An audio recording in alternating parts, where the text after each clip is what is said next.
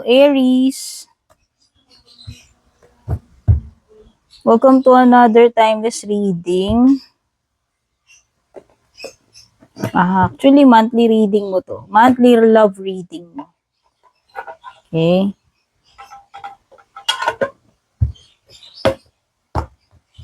Check natin yung energies dito sa love life ninyo. Para sa singles, taken,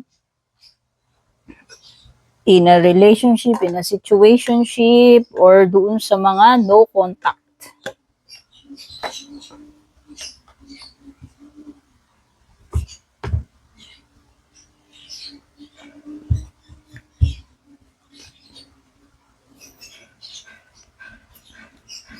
Thank you so much for dropping by, Aries. Bago ka man dito or matagal na, patuloy na pagsuporta, pagsubaybay sa mga readings ko.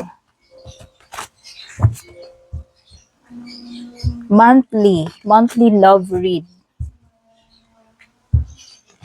Kunin nyo lang ano yung nagre-resonate sa inyo. Pwedeng ang babanggitin o masasagap ng baraha ay energy mo mismo or energy ng person na kakonect mo.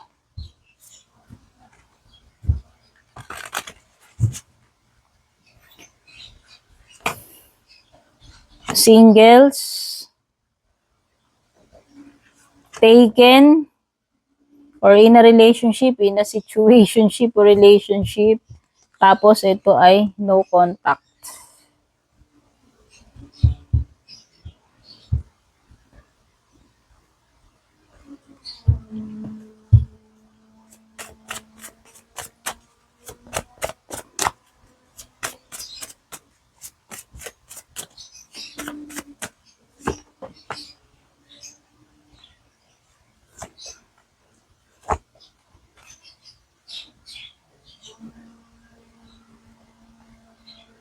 Aries, Sun, Moon, Rising, Venus, or Cross Watchers.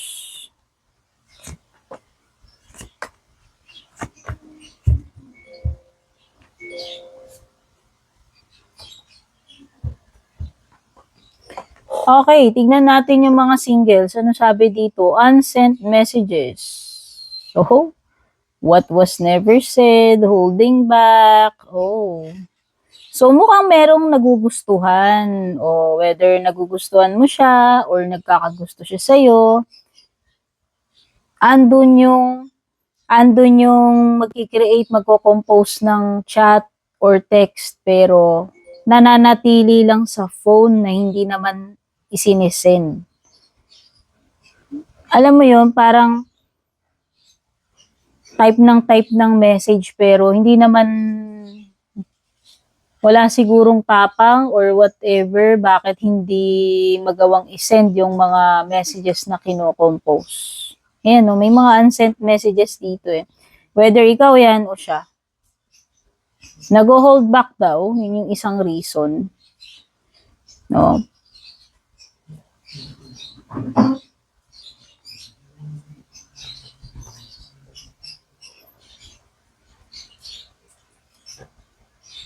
Oo, nag-overthink. Isip ng isip, no? Iniisip ka neto eh. Iniisip ka neto, iniisip mo siya palagi. Pero every time na magke-create ng message or chat, hindi naman, wala namang tapang para isend. Eh di wala ring kwenta. Diba? Oo. So, ito yung linya ng mga singles. Ito yung binabanggit ko rito. Okay. So, pwedeng yung iba sa inyo, ito yung iba lang. O, yung iba rito, baka kakagaling nyo lang sa ending or breakup. Whether yun, single kayo ngayon, kasi pwedeng kakagaling nyo lang sa isang breakup,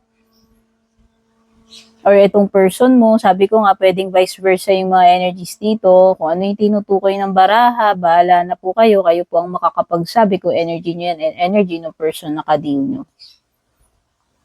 Gustong pwedeng nag-end na. Pwedeng naging kayo neto or naging close kayo sa isa't isa. Kung hindi man kayo naging officially na kayo. Pero parang dumating dun sa point na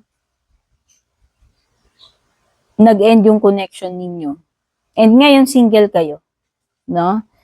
So yun, yung nakikita ko parang gustong makipag-usap or maybe gustong makipag-ayos or gustong makipagbalikan. Kaya lang every time na magpaplano, mag-reach out, magsabi, mag-message, hindi rin naman nagagawa. Hindi na isi-send yung mga messages, no? So yan, nakikita ko, gustong mag-reach out nitong person na to, whether ikaw yung tinutukoy dyan o siya.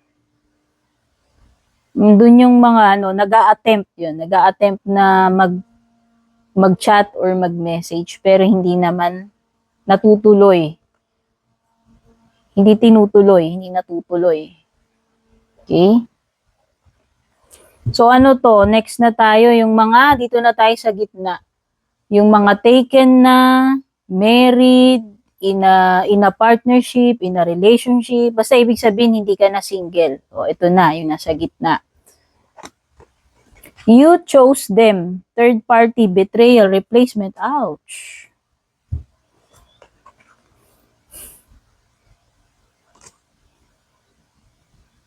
So ito masakit kasi in a relationship na kayo, pwede mag-asawa na kayo, or meron kayong, or basta, kayo na or mag-asawa kayo, kaya lang, nagkaroon ng third party.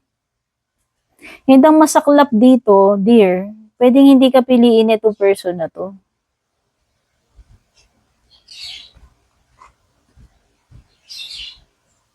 Oo. Hindi mo matanggap siguro na or hindi mo inaakala na magagawa sa iyo nitong person na to na palitan ka niya, no? Pwedeng yun yung isang eksena rito or pwedeng pwedeng dinala ka sa third party situation. So yan, kunin nyo na lang po kung ano yung nagre-resonate sa inyo. Kumbaga lahat ng mga possibilities base sa mga energies na lumalabas sa cards, ichichika ko na lang sa inyo. No, bahala na kayo kung sitwasyon mo ba yan, hindi, edi kung walang tumutugma sa ibig sabihin hindi sa'yo yung reading. Hindi talaga, meron kasing actually parang ginawang option ka lang. Basta meron ditong option, meron dito actually nabuntisan or mabubuntisan pa lang kung halimbawang mangyayari pa lang to. Kaya lang ang masakit nito, papalitan ka or papalitan or ipagpapalit ka. So complicated to lalo na kung may anak ka dito sa person na to or naanakan ka neto or inanakan mo ba? Ikaw ba yung nang anak o ikaw yung inanakan? Basta meron ditong betrayal. Pwedeng hindi pa nagutan yung bata. Kasi nga nahumaling doon sa third party, and ang masaklap nun, akala mo, porke may anak na kayo neto, sabihin na natin, mag-asawa na kayo, or naanakan ka neto, siguro, nag-expect ka na pananagutan ka niya, ikaw pipiliin niya, but eventually, hindi ikaw yung pinili or pipiliin. Okay? Nakahanap ng pamalit itong person na to. Kasi nakikita ko talaga dito, pwedeng nung umpisa pa lang, namamangka na sa dalawang ilog to, sabi ko nga, pwedeng isa ka lang talaga sa options niya. Sad to say, yun yung lumilitaw sa cards. Okay?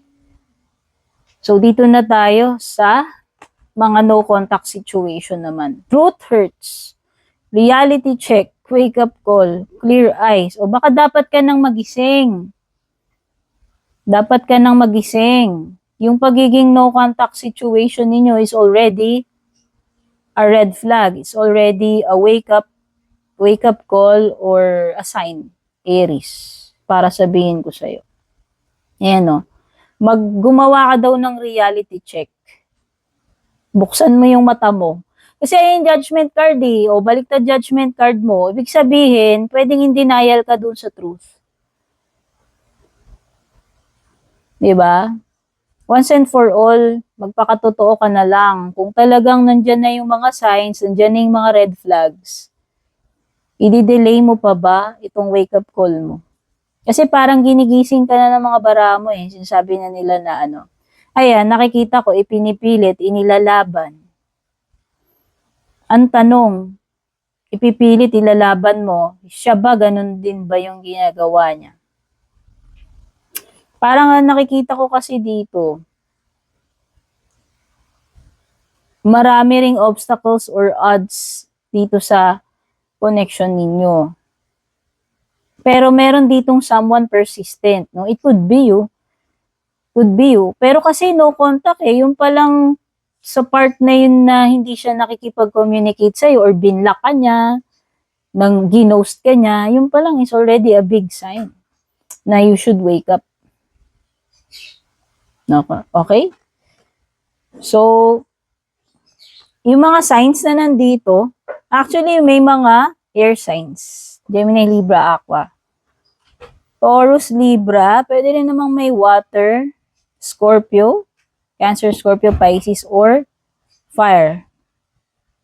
Aries, Leo, Sagittarius.